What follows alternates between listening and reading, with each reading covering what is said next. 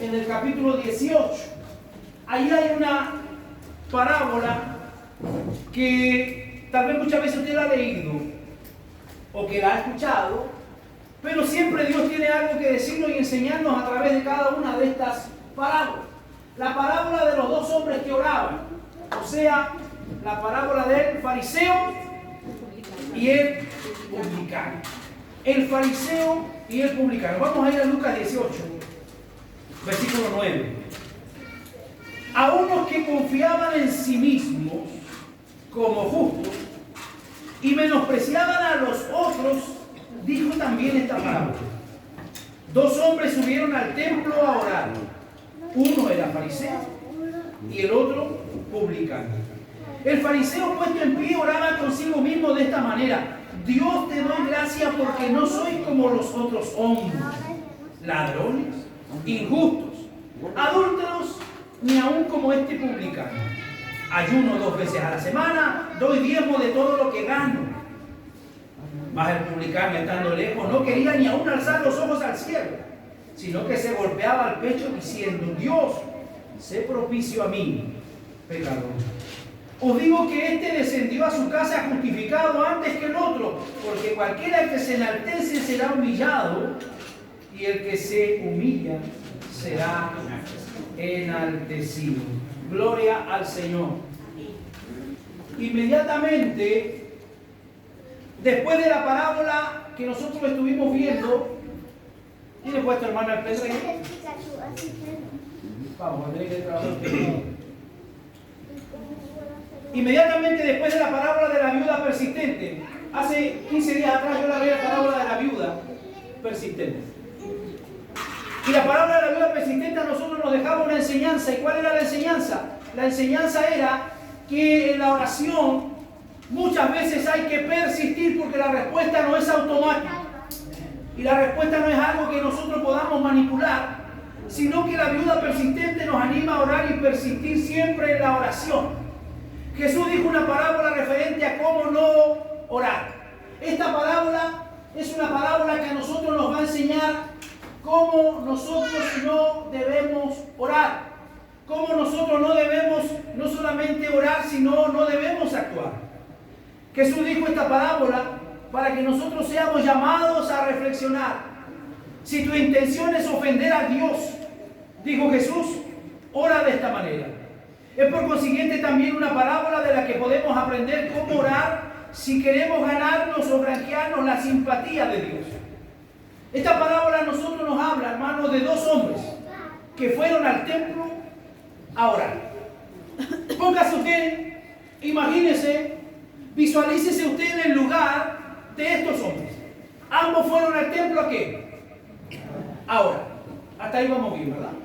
Ambos fueron al templo a orar. Uno era fariseo y el otro era un cobrador de impuestos. Un fariseo es uno de los representantes de uno de los movimientos políticos y religiosos de la época. Un fariseo era una persona de renombre, era una persona importante ante la sociedad.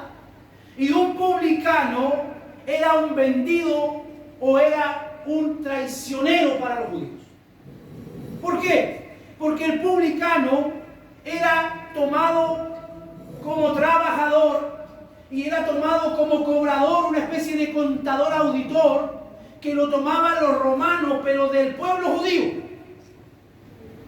Así que cada vez que alguien tomaba esta responsabilidad como recaudador de impuestos, era un judío que los romanos lo habían pololeado y lo habían enamorado para sacarlo y hacerlo poner en el cargo de cobrador de impuestos, porque tenía que recaudar impuestos de sus mismos hermanos.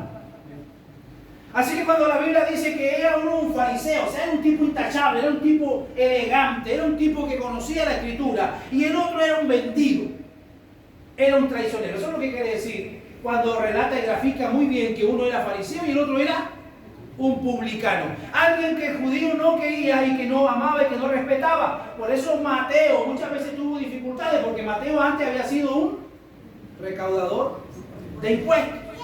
Pero el fariseo se sentía supremamente confiado en la posición delante de Dios. Y nosotros lo enseñamos hace tiempo atrás en una parábola también, y dijimos que uno de los errores que comete mucho pueblo cristiano es el caer de alguna manera en ser santurrones. ¿Se acuerda de esa palabra? Cuidado con la santurronería. La santurronería es aquel que se cree mejor que el otro o que se cree más perfecto que el otro y que mira al otro por sobre el hombro. Esto es algo que Dios de alguna manera no le agrada. Y este fariseo, ¿qué dice? Oraba en voz alta, haciendo hincapié en la firmeza de sus convicciones religiosas y cómo él honraba a Dios. Pero el recaudador de impuestos, sin embargo, se mantuvo a distancia, con la cabeza agachada, y simplemente decía en voz baja: Dios, ten compasión de mí, que soy pecador. Jesús dijo que el recaudador de impuestos, antes que el fariseo, se fue a su casa perdonado y justificado ante Dios. La razón, Lucas 18:14, todo el que a sí mismo se enaltece será humillado, y el que se humilla será enaltecido. ¿En qué categoría se halla usted? ¿En qué categoría se halla? ¿En qué categoría usted se sitúa en la vida? No solamente en la oración, no solamente en la adoración. ¿En qué categoría nosotros avanzamos y caminamos y nos situamos en la vida? ¿En la del fariseo o en la del publicano? Si tiene un sentido de su propio pecado y vergüenza, entonces esta es una parábola de lo más alentadora para usted.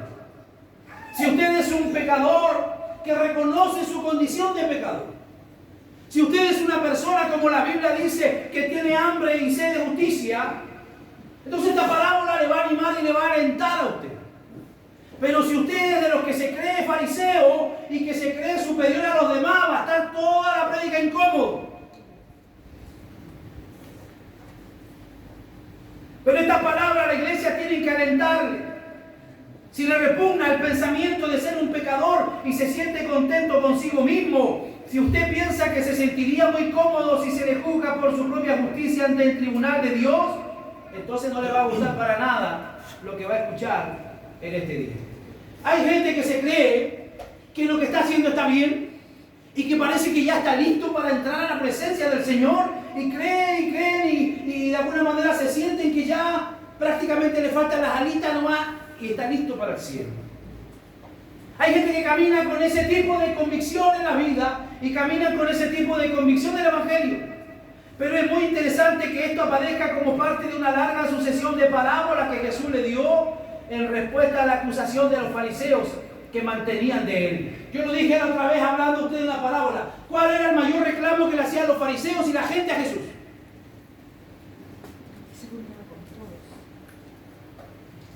El mayor reclamo que la gente le hacía a Jesús no era que sus parábolas no la entendían. El mayor reclamo que la gente le hacía era que Jesús enseñaba y se juntaba con pecadores. ¿Y no cree usted que hoy también es el mayor reclamo que la gente hace? Vamos a la iglesia, dice usted. ¿Qué dice la gente? No. La iglesia está llena de hipócritas. ¿Sí o no? ¿No le han dicho que sí? Sí.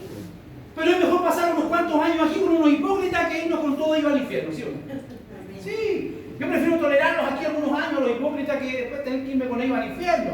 Es necesario, hermano, que todo ese tipo de cosas se manifiesten en la vida y en la convivencia de la iglesia. Pero hay gente que muchas veces se cree con superioridad y que se autojustifican y que creen que son prácticamente la perfección caminando. Y eso no es así. Porque cada uno de nosotros, hermanos, siendo muy sinceros y siendo muy transparentes, cada uno de nosotros lucha con sus demonios internos, por así decirlo. No le digo que usted tenga demonios, pero sí hay cosas internas que usted las conoce y que yo conozco las mías. Entonces sería demasiado arrogante, sería demasiado soberbio en creerme que ya estoy listo y que soy perfecto. Me estaría engañando a mí mismo. En la parábola del rico y Lázaro, Dios estaba del lado de Lázaro. En la parábola de la viuda persistente, el Señor estaba del lado de la viuda. Y en esta parábola tenemos tal vez el ejemplo más grande de cómo los religiosos del día podían rechazar a Jesús y sentirse bien al hacerlo. Esta parábola iba contra la noción popular de la piedad y justicia. Es igualmente el ejemplo más audaz de cómo la teología de Jesús concuerda con la teología del apóstol Pablo. El apóstol Pablo fue uno de los primeros teólogos de su época que habló de la justificación por la fe. Fue uno de los primeros. Él lo dijo en Efesios 2, 8 y 9, porque por gracia sois salvos por medio de la fe, y esto no es de vosotros, sino que es un regalo de Dios. Un regalo de Dios. Podemos ver esto en el Sermón del Monte, pero aquí Jesús enseñó con toda intrepidez que no se nos justifica ante Dios por nuestras obras, sino por su gracia. ¿Qué es lo que usted y a mí nos justifica? La gracia del Señor. No son mis ayunos, no son mis largas oraciones, no son mis aportes financieros a la iglesia. Lo que a mí me justifica ante Dios es solamente la gracia del Señor. Dígalo conmigo, solo su gracia me ha sostenido. Como dice la alabanza que canta un hermano, René González. Solo su gracia es la que nos ha sostenido. No es nuestra fuerza, no es nuestra capacidad. Esta parábola le muestra cómo llegar a usted a ser un buen cristiano. Vamos a la segunda diapositiva. La paradoja de la parábola. La paradoja de la parábola es esta. Se describe a un hombre bueno, pero él está totalmente equivocado. Si yo pusiera a usted en esta mañana a un fariseo y a un publicano, usted se pondría en la fila detrás, yo creo que del fariseo. Porque el tipo tiene buena pinta, habla bien, conoce la palabra, ¿verdad? Eso es lo que vende. Esa es la imagen que nosotros buscamos. Pero Dios no estaba de acuerdo con el fariseo. Dios estaba en la fila y al lado de él publicano. ¿Por qué? Se describe a un hombre bueno pero que está totalmente equivocado. Y también se describe a un hombre malo al que se le justifica totalmente. Vea la dicotomía que se produce aquí. Vea las dos caras de la moneda. Un hombre que aparentemente para la sociedad es bueno, pero que Dios encuentra que está absolutamente mal actuando. Y un hombre que para la sociedad es malo, un traicionero, un recaudador de impuestos, que le cobra los impuestos a sus hermanos, y Dios está del lado de ese recaudador de impuestos. El fariseo se puso a orar consigo mismo. Vea su Biblia, Lucas 18:11. ¿Qué es lo que dice el fariseo cuando ora? Oh Dios, te doy gracias porque no soy como otros hombres, ladrones, malhechores, adúlteros, ni mucho menos como este recaudador de impuestos. Ayuno 2 veces a la semana. Mira, el tipo se manejaba en el mundo espiritual. Ayuno 2 veces a la semana y doy la 10ª parte de todo lo que recibo. O sea, no se guardaba nada. Era un hombre diezmador, era un hombre honesto en sus temas pecuniarios, en sus temas de finanzas. Lucas 18:11.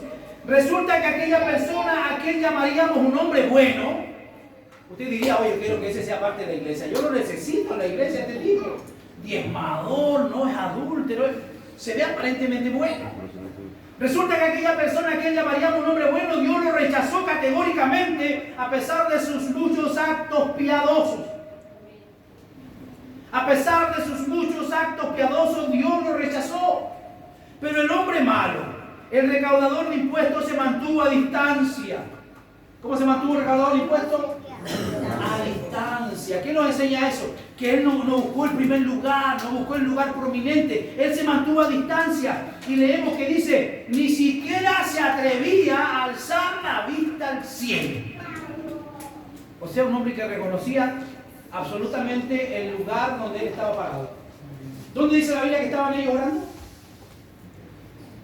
¿Dónde estaban orando? ¿Cómo decía cuando leímos? En el templo. O sea, el hombre que parece malo para nosotros, el traicionero, el recaudador de impuestos, estaba consciente de que estaba en presencia de Dios orando y no se atrevía ni siquiera a levantar su cabeza y se golpeaba el pecho y decía, ten compasión de mí porque soy un pecador. Jesús dijo, les digo que este hombre y no aquel volvió a la casa justificado ante Dios. Jesús escogió un fariseo, el tipo de persona más popular y piadosa de aquel entonces, como el chico malo. Los fariseos eran una secta religiosa del judaísmo. El héroe de los fariseos era Esdras. Esdras es el máximo representante de los fariseos en la Biblia.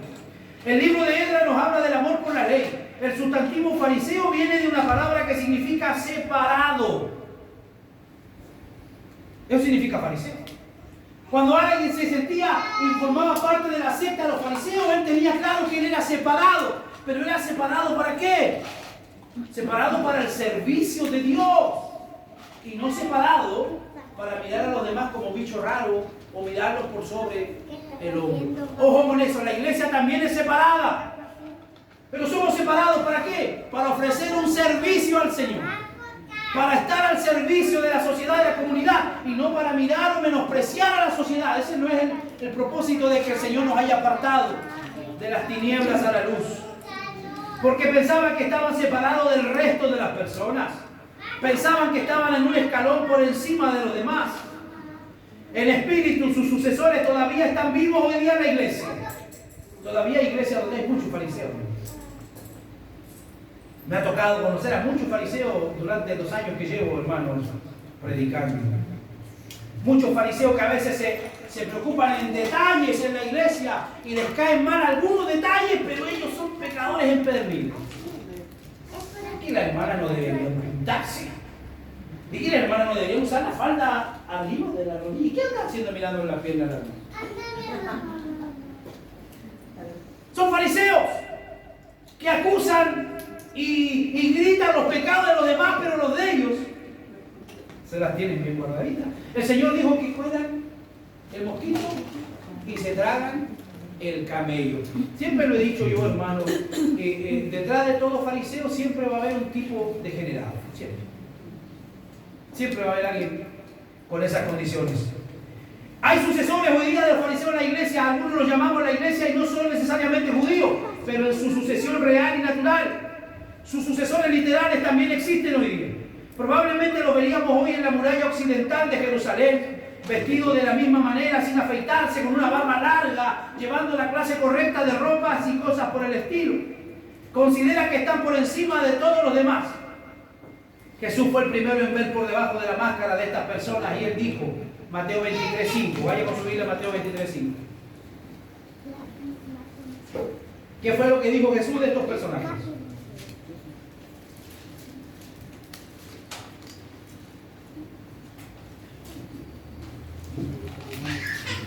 ¿Qué dijo Jesús de estos personajes? Mateo 23:5. Todo lo hacen, dice, para que la gente lo vea. Todo lo hacen para que la gente lo vea. O sea, eso se llama apariencia. ¿Conoce usted a algún cristiano de apariencia? Sí, a muchos. Sí. Que se pone una corbata como yo el día domingo, toman la Biblia y pareciera y la venden como cristiano. Pero de lunes a sábado, ¿cuál es su forma de actuar? De lunes a sábado, ¿cuál es su forma de vivir? ¿Cuál es su forma de hablar? ¿Cuál es la forma de relacionarse con su círculo? A veces no es la de un cristiano. En otras palabras, hacen lo que hacen para que la gente admire su piedad y admiren su santidad. ¿Y qué hay del cobrador de impuestos? Jesús escogió como el chico bueno a una persona a la que todos los judíos odiaban. Era lo más rastrero que uno puede ser y seguir siendo judío. Ser un recaudador de impuestos. Porque como cobrador de impuestos se le veía como perteneciendo al lado de Roma. Y a todos los cobradores de impuestos se les consideraba traidores porque trabajaban para los aborrecidos romanos. Era casi, con certeza, menos que honrados y regularmente aceptaban sobornos. ¿Usted cree que eso ocurrió hoy día? Aceptaban sobornos. Sin embargo, este fue el hombre al que Dios justificó completamente. ¿Por qué? Veamos cuál es el propósito de la parábola. Como en la parábola anterior se nos dice desde el principio por qué Jesús le enseñó, Lucas escribió a algunos que confiando en sí mismos se creían justos y que despreciaban a los demás. Jesús entonces le contó y vio necesario contarles esta parábola. ¿Se siente usted así? Es este el estado más precario en la tierra. Es una posición que muchas veces asusta. Cuando la gente se cree que está bien delante de Dios por sus capacidades, eso asusta. No, pastor, si yo he hecho esto, yo hago esto otro, yo ayudo acá, yo ayudo allá, yo hago aquí, hago allá. Y creen que por hacer todas esas cosas tienen una buena relación con Dios. Eso da miedo, porque el día de mañana, sin pensarlo, va a venir el pecado, va a venir la tentación y los va a derribar. Bien podría haber dicho, esta es una parábola para mostrarles cómo ser salvo. Porque la parábola hace esto. Pero más bien Lucas dijo que estaba dirigida a unos justos. ¿Conoce usted gente que se cree justa? ¿Conoce gente que se cree? Mira qué tal, míralo. Míralo, ¿se creerá? ¿Se creerá buen tipo? O si yo soy buena persona, dice, no le hago mal a nadie. ¿Será suficiente eso? ¿Será suficiente que yo no le haga mal a nadie? Si en mi mente y en mi corazón maquino tanta maldad y tanta basura. Es exactamente, hermano, lo mismo. Gente que lo miraría a usted con cara de palo y le diría, yo no he hecho nada malo.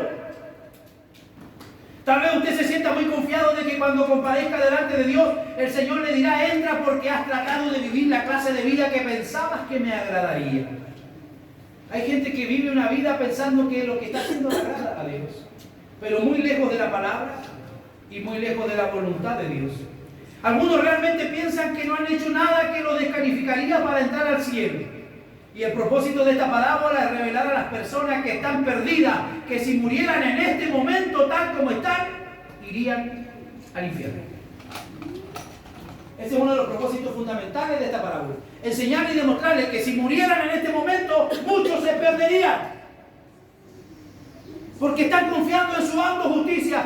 Porque yo doy limosna. Porque yo cuido a mi mamá. Porque yo ayudo a mi papá, porque yo aquí y allá, y se van apoyando en esas cosas que hacen, cuando realmente nosotros tenemos que apoyarlos por fe en la gracia del Señor. Confiados en su propia justicia.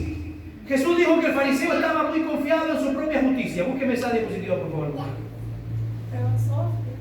Confiado en su propia justicia. Jesús dijo que el fariseo estaba confiando en su propia justicia. En otras palabras, se sentía muy bien en lo relativo a su justicia. Es este el estado más precario en la tierra. Es una posición que asusta. Si ese es usted, tal vez Dios en su misericordia le está permitiendo que escuche hoy día este sermón. Quiero decirle otra cosa, sentirse confiado en su propia justicia es una revelación mortal de que Satanás ha hecho en usted su cirugía y usted no se dio ni cuenta. Segunda de Corintios 4:4. ¿Qué dice Segunda de Corintios 4:4? El Dios de este mundo ha cegado la mente de los incrédulos. Se pregunta usted por qué algunas personas no son creyentes. Han estado bajo el bisturí del diablo por muchos años. El diablo ha hecho en ellos una operación para cegarlos a la sangre de Cristo. Consecuentemente están ciegos a su propia condición interna. Todos saben y todos reconocen lo mal que está su vida, menos él. Ahí están los padres aconsejando a los hijos y viendo la realidad de los hijos y viendo que están yendo en un mal camino, pero ellos creen que lo están haciendo bien. ¿Por qué? Porque Satanás ha cegado su entendimiento y no son capaces de ver lo que otros están viendo en él, aún lo que Dios está mostrándole. Si alguna vez se ve como Dios lo ve y reconoce que es vil y miserable a los ojos de Dios sin la cubierta de la justicia de Jesús, entonces es una buena señal. Mire, lo que usted y yo somos hoy día, lo somos por la gracia del Señor. Y no por nuestra capacidad, y no porque, yo soy fulano de tal, no, si yo soy hijo de pastor, no, si mi abuelito era pastor, no. Donde estamos nosotros hoy día y lo que somos, es solo por la gracia del Señor. No hay otro mérito humano ni terrenal, hermano. Somos lo que somos por la gracia del Señor. Y cuando tú te miras al espejo y te ves de esa forma y dices, yo soy un pecador que va camino al cambio, camino a la transformación, entonces está yendo por buen camino. Pero si tú te miras al espejo y dices, wow, cuánto he crecido, mira cómo estoy de simpático, mira todo lo que he aprendido, mira cómo... Cuidado con ese tipo de pensamiento. Quiere decir que el Espíritu Santo está deshaciendo las obras del diablo y permitiendo que tú veas realmente cómo tú eres. Que tú veas realmente cómo tú eres. Usted puede ser una persona brillante con un alto coeficiente intelectual y sin embargo estar ciego a un sentido del pecado. Repito esa frase. Usted puede tener un muy alto concepto, un muy alto coeficiente intelectual. O sea, usted es una persona inteligente y sin embargo estar ciego a un sentido del pecado. puede tener mucha inteligencia humana, diabólica, como dice la Biblia, carnal. Puede que usted se devore los libros, usted sea una persona muy preparada, pero puede que sea ignorante y ciego a su pecado. Puede que sea ignorante a verse realmente cómo somos delante del Señor. Miren lo que dice 1 de Juan 1:8. Si afirmamos que no tenemos pecado, nos engañamos a nosotros mismos y no tenemos la verdad. Repito, si afirmamos que no tenemos pecado, nos engañamos a quién. Hay que ser muy tarado para andarse engañando a uno mismo. ¿Sí o no? ¿Quién quiere andarse engañando a uno mismo? Dos dedos de frente. Si afirmamos que no tenemos pecado, nos engañamos a nosotros mismos y no tenemos la verdad. Otra traducción dice, no practicamos la verdad. Así que, hermano, cuidado con esa sensación de sentirme superior y que no tengo problemas y que no tengo necesidad. Porque realmente tenemos necesidad. ¿Qué es lo que hacía este personaje? Desdeñaba a los demás. El creyente es un individuo que sabe que no tiene derecho a desdeñar a otros, puesto que lo que es, lo es solo por la gracia de Dios. Hay dos maneras en que se puede caer en el pecado. Primero, existe el pecado escandaloso. Y aquí el creyente debe decir, eso podría sucederme a mí, de modo que no lo voy a juzgar. Y luego la clase de pecado es donde no nos damos cuenta de que nosotros hemos caído. ¿Qué quiere decir esto? Que nosotros no tenemos moralmente derecho de juzgar a nadie, porque el juez de todo es Dios. ¿Yo qué puedo hacer? Yo aconsejo a mi hermano, yo amonesto a mi hermano, exhorto a mi hermano por la palabra. Si lo veo cometiendo un pecado, lo veo haciendo algo malo, si yo lo amo realmente, no voy a dejar que él lo siga haciendo, le voy a llamar de alguna manera la atención, pero no me voy a sentir mejor que él, ni me voy a sentir superior a él. Eso es desdeñar. Solo por la gracia de Dios nosotros somos lo que somos. Ahora ahí nos dice, hay dos maneras de pecar. Uno es el pecado escandaloso. Nómbreme un pecado escandaloso. Adulterio. Ese pecado es el más escandaloso. Cuando la gente, oye, dejó a su mujer, engañó a su mujer, oh, qué terrible, que se vaya al infierno. Ese es un pecado escandaloso. Pero hay pecados tan terribles como el adulterio que no son tan vistos. Y que no son tan conocidos y que no se comunican en el diario. Entonces, ¿cuál debe ser nuestra situación? Ante el pecado escandaloso, nosotros no tenemos que tirar piedra, ni tenemos que apuntar con el dedo. ¿Por qué? ¿Qué dice ahí? Eso podría sucederme a mí. Entonces, cuando llegue alguien a usted a buscar ayuda, a buscar consejo, a buscar restauración, usted no se sienta superior a él, porque usted el día de mañana le puede ocurrir lo mismo. Y eso es algo que nosotros tenemos, hermanos, que aprender. Para poder nosotros aconsejar a alguien, tenemos que ponerlo en la situación de esa persona. Si tú estás aconsejando y estás de alguna manera, hermano, fortaleciendo a un enfermo, tú tienes que, como que tú sientes el dolor que él tiene. Porque la iglesia muchas veces le ha dicho a la gente, hermano, hay que orar, no, ore nomás, ore nomás. Pero eso no es suficiente.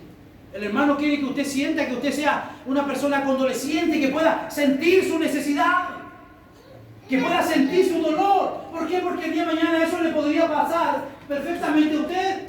Así que eso podría sucederme a mí, de modo que yo no lo voy a juzgar, sino que lo voy a ayudar. ¿Qué es lo primero que tengo que hacer con mi hermano? Ayudarlo. ¿Qué es lo que hizo Jesús cuando Pedro caminó sobre las aguas y se hundió? Vamos, piense, a ver. ¿Qué es lo que hace Jesús cuando Pedro dice, si eres tú Jesús, yo quiero ir y caminar hacia donde estás tú? Y la Biblia dice que salió de la barca y caminó sobre las aguas, pero cuando vio las olas, Pedro se hundió. ¿Qué hizo Jesús? Literalmente, ¿qué hizo Jesús? Le dio la mano, lo levantó y le tiró la oreja. ¿Por qué dudaste, Pedro? Pero nosotros agarramos primero de la oreja y después damos la mano. Eso no tiene, hermano, que ser así, porque le podría pasar a usted el día de mañana. Y luego una clase de pecado donde no nos damos cuenta que nosotros muchas veces hemos caído aquí. Cuidado con esto. En lo atendiente a esto, Pablo dice, hermanos, Gálatas 6:1, si alguien es sorprendido en pecado, ustedes que son espirituales deben restaurarlo con una actitud. ¿Qué dice su Biblia? Vaya a Gálatas 6:1.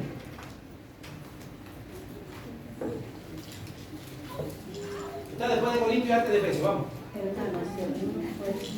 Hermanos, si alguien es sorprendido en pecado, ustedes que son espirituales deben restaurar lo que dice con una actitud de mansedumbre. Otra Biblia, ahora autor dice humilde. Pero cuídese cada uno porque también puede ser tentado. La persona con quien es más difícil en la tierra hablar es la que piensa que no ha hecho nada malo. ¿Cómo le llegamos con el Evangelio a alguien que se cree bueno? Es difícil. Porque en el fondo el Evangelio lo que debe llevarlo a nosotros es a reconocer nuestro pecado y nuestra necesidad de Dios. Pero incluso ahí no debemos desdeñar, porque bien podría sucedernos a cualquiera de nosotros. Los fariseos desdeñaban a todo el mundo. Al final de esta parábola Jesús dice, todo el que a sí mismo se enaltece será humillado y el que se humilla será enaltecido. ¿Qué es lo que dice Proverbios 6? Del 16 al 19.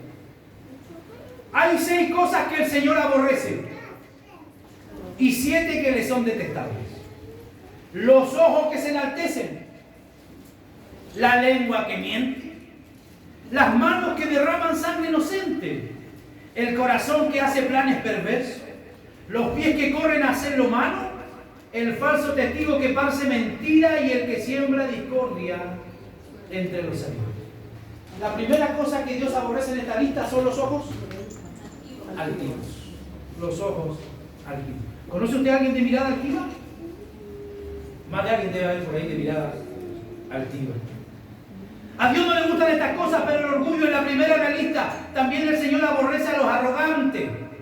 Proverbios 16:5. Una cosa es segura, no quedarán impunes. Así que el propósito de esta parábola es dar una llamada de advertencia a los que se sienten respecto de sí mismos, a los que se sienten bien respecto de sí mismos, o sea que no sienten necesidad de Dios. La parábola compara al fariseo y al cobrador de impuestos. Tenían 3 cosas en común. Sígame, ¿cuáles eran las cosas que tenían en común? Ambos se pusieron de pie para orar.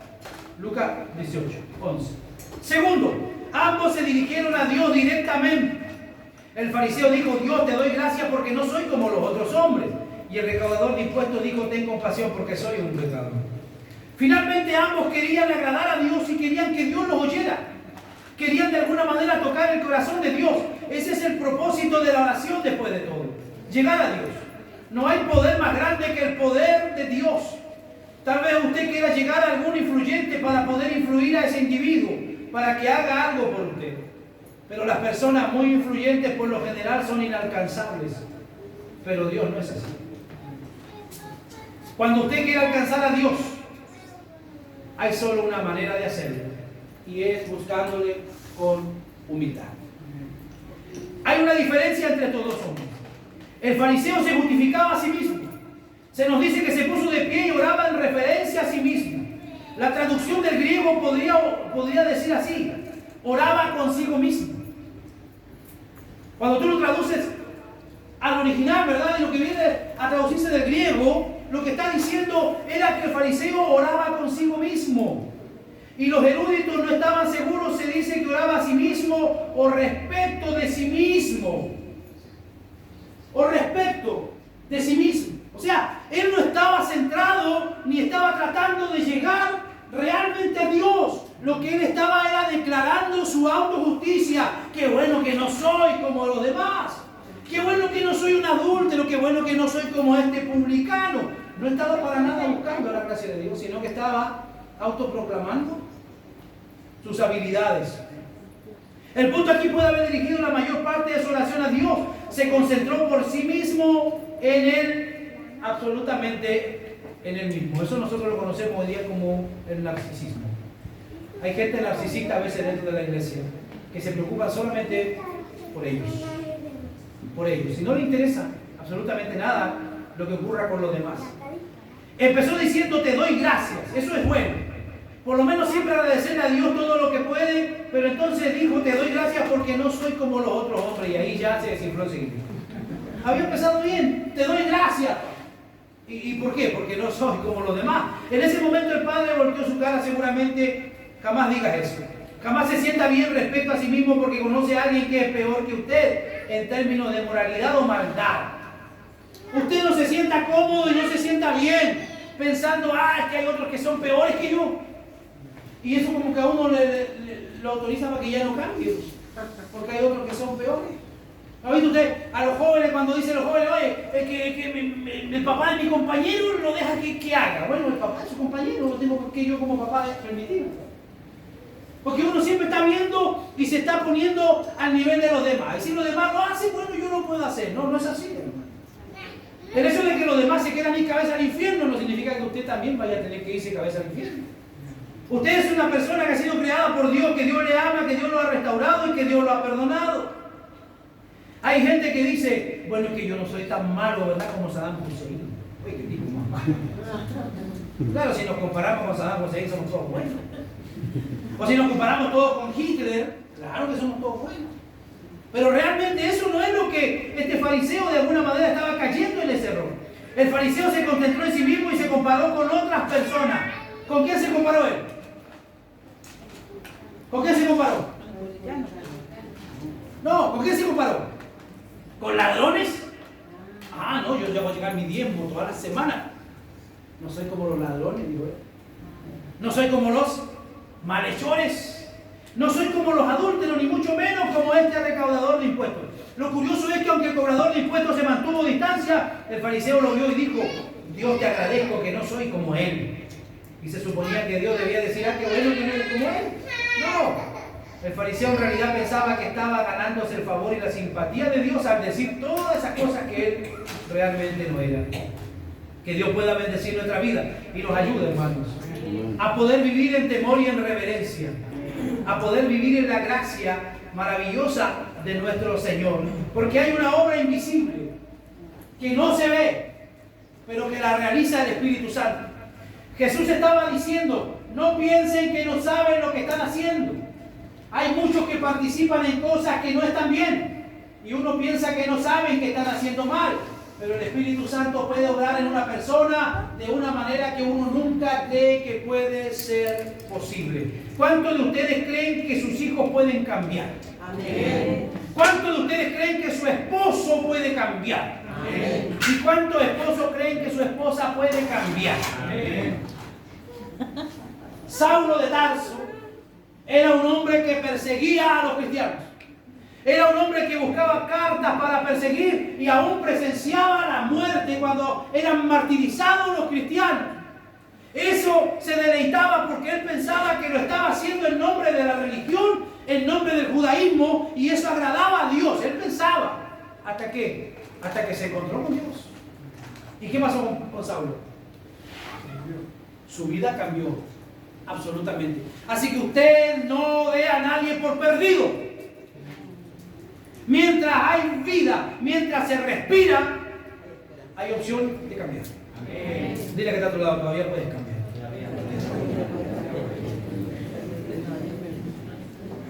Dios sabía que Saulo estaba luchando en su conciencia convicta todo el tiempo. Saulo nunca había olvidado la vista de Esteban ante el concilio cuando su cara brilló como un ángel. Tampoco se había olvidado del apedreamiento a Esteban cuando le oyó decir, Señor, no tomes en cuenta este pecado. Así que Saulo de Tarso no podía dejar ese recuerdo. Uno nunca lo hubiera pensado mientras mataba a los creyentes. ¿Quién podría pensar que Saulo iba a estar luego predicando cuando lo veían matando a creyentes? Nadie podía pensar que iba a cambiar, pero Dios lo sabía. Tal vez las personas por quienes usted está orando parezcan perversas. ¿Hay alguien orando por un perverso? A veces parece inalcanzable, pero Dios puede estar obrando. No deje de orar nunca por ellos. Vemos nosotros la justicia del fariseo, una justicia respetable. El fariseo tenía una justicia respetable, ni lo dude para nada. Nadie condenaba al fariseo porque no robaba banco ni cometía adulterio. Ayunaba, a decir verdad, ayunaba 2 veces a la semana y daba el diezmo. No hay nada de malo en eso. ¿Verdad?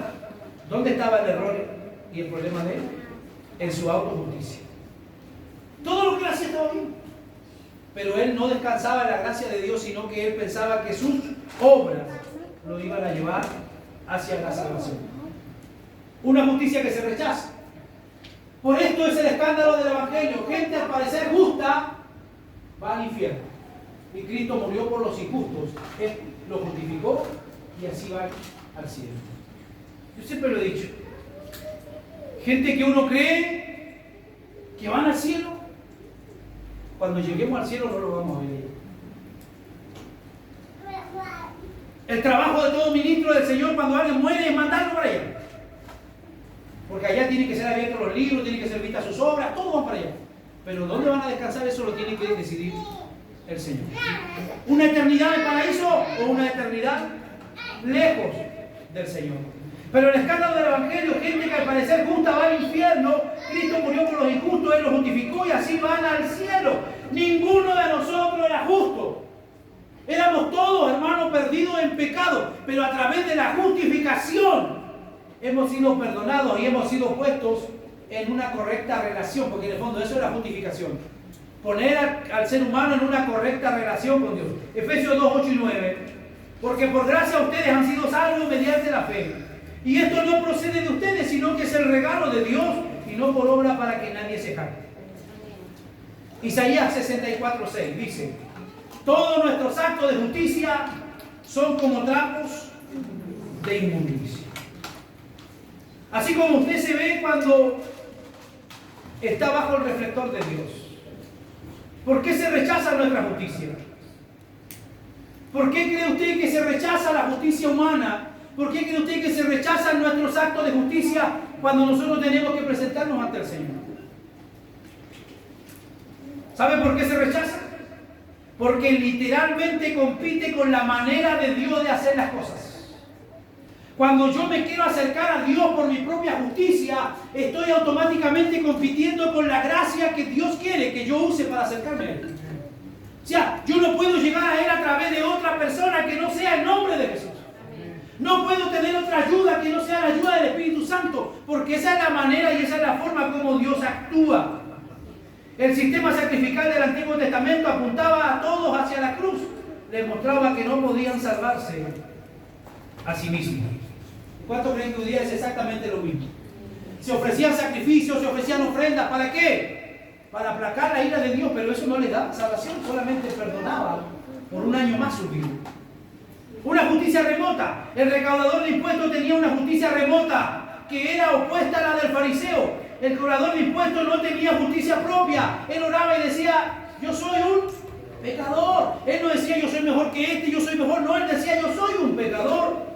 Tenía una justicia y no había nada en él que le hubiera hecho a uno pensar: este hombre va a ir al cielo algún día. Si usted hubiera visto y usted hubiera escuchado al publicano orar a este, nunca había pensado que él iba a ser justificado o que él iba a ir al cielo algún día. Se quedó lejos porque estaba espiritualmente en bancarrota y él lo sabía. Y esto es un tremendo misterio y un tremendo regalo de Dios. Cuando el cristiano reconoce su bancarrota. ¿Y cuando yo reconozco mi bancarrota? Cuando yo estoy en la miseria. Cuando me he alejado de Dios. Cuando he caído en pecado. Cuando he llegado a lo más bajo que una persona puede llegar. Entonces reconozco mi bancarrota y miro al cielo y digo como el hijo pródigo: he pecado contra el cielo y contra ti.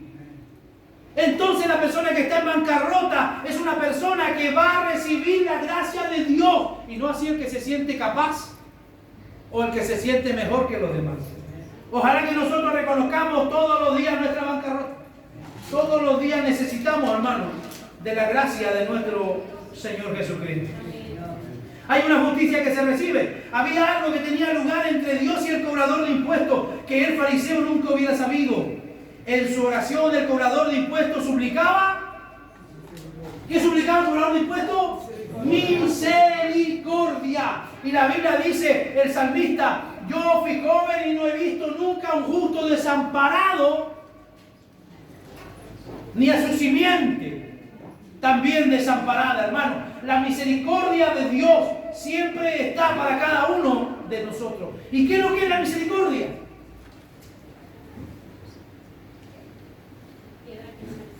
Misericordia es que se nos da algo que nosotros no merecemos. Porque nosotros con nuestra vida y nuestro estilo de vida que teníamos merecíamos el infierno. Pero la misericordia de Dios nos cambió y nos sacó, nos transformó. En su oración el cobrador pedía misericordia. Muestra que sabía todo en cuanto al sistema de sacrificio del antiguo pacto. Usa la forma verbal de la palabra propiciatorio. Y la palabra propiciatorio de la palabra griega es el asterión, que se halla en Hebreos 9. Lo que el cobrador de impuestos estaba diciendo era: Dios, sé misericordioso conmigo debido a mis pecados. La palabra griega común para misericordia en el Nuevo Testamento es gelios. Así que acerquémonos confiadamente al trono de la gracia para recibir misericordias. Acercarse confiadamente. El cobrador de impuestos le pidió a Dios misericordia y sabía que Dios podía dársela. Sabía que Dios podía dársela. Cuenta la historia de David Brainer. David Brainer se enojó con Dios a leer la Biblia y empezó a entender que Dios exigiría una justicia perfecta que él sabía que no podía lograr. Esto hizo que se enojase más. Se dio cuenta de que Dios quería fe y él tampoco podía producir fe. Entonces advirtió que Dios podía dar fe o no darla, y eso también lo hizo enojar. Luego vio que Dios podía salvarlo o condenarlo, así que se enfureció hasta que un día se humilló a sí mismo y le pidió a Dios que lo salvara y tuviera misericordia de él. ¿Qué cree usted que hizo Dios? Lo salvó. Y David Brainer fue un hombre santo y la gloria de Dios estuvo en el cuarto de David Brainer cuando murió. Jonathan Edward habla y dice que Brainer, que toda nuestra gente lea esto, dice. Se ha dicho del diario de vida y el diario de Brainer que ha puesto en el campo misionero a más gente que cualquier otro cuerpo de literatura hasta los tiempos recientes. O sea, se convirtió en un misionero y él mismo preparó a tantos misioneros como pudo, después de haber peleado toda su vida con Dios y haber tratado de buscar explicaciones por muchas cosas. Cuando este cobrador de impuestos dijo ser misericordioso, usó una palabra que también se encuentra en Hebreos 2:17, que buscaba la gracia cada día del Señor. Ahora nosotros podemos hablar de una justicia legal, lo que en teología se conoce como justicia forense. Podríamos decir que la justicia del cobrador de impuestos fue una justicia forense. Esta es una palabra que se usa en la imposición de la ley, que significa que legalmente el cobrador de impuestos era justo. Una justicia recibida en una justicia legal porque viene mediante la cruz de Cristo. La justicia legal es una justicia forense. Es una justicia forense, ¿por qué? Porque la justicia viene a través de la obra de la cruz y no a través de mi propia obra. Es una justicia que tiene mucho que ver con la doctrina de la imputación. El Señor en la cruz absorbe y toma todos mis pecados y Él me imputa su justicia y su obediencia para que yo pueda caminar con el Señor. Si usted hubiera mirado al cobrador de impuestos, no habría hallado nada bueno en él. Si usted hubiera estado ahí, hubiera mirado al cobrador, recaudador de impuestos, hubiera visto que no había nada que pudiera ser grato para nosotros. Pero su justicia era legal delante de Dios, porque al igual como Dios lo ha justificado a usted, justificó al recaudador de impuestos. Eso es lo que Martín Lutero vio en el siglo XVI. Fue lo que Martín Lutero vio en el siglo XVI y fue lo que Martín Lutero presenció y que puso al mundo patas para arriba. Vio que ante Dios esta justificación por fe era una justicia forense porque no confiamos en nosotros mismos, sino en la misericordia de Dios. Lutero era un tipo que se autoflagelaba. Llegaba la noche y Lutero sufría porque había pecado. Llegaba la noche y Lutero sufría porque había tenido un mal pensamiento, porque tal vez había mentido, porque había hecho algo o lo otro. Así que Lutero se autoflagelaba por las noches hasta que encuentra en su Biblia el versículo que dice: el justo por la fe vivirá. El justo por la fe vivirá. Y entonces Lutero entendió que no era por su conducta y que no era por sus obras, sino que era por la gracia y el favor de Dios que se obtenía la salvación. Lo que la gente dice o piense de usted es irrelevante. Es posible que las personas lo señalen con el dedo y declaren que usted no es un buen cristiano. No había ni un indicio mientras este cobrador de impuestos se golpeaba el pecho. ¿De qué estaba arreglando cuentas con Dios? Sin embargo, él fue el que logró llegar a Dios primero. Fue a él a quien se le oyó. Su justicia fue íntegra porque Dios la proveyó a su favor. La sangre de Jesús la proveyó. Y el sacrificio de Jesús fue un sacrificio inmaculado. Esta parábola da el mensaje básico del Evangelio y nos muestra cómo Dios nos escucha. Necesita usted cada día acudir al Señor, al igual como este publicano, en bancarrota y no parado sobre sus buenas acciones, y no parado sobre sus logros, y no parado sobre todo lo que nosotros podamos haber logrado en esta vida. Porque todo lo que aquí logramos se lo debemos al Señor.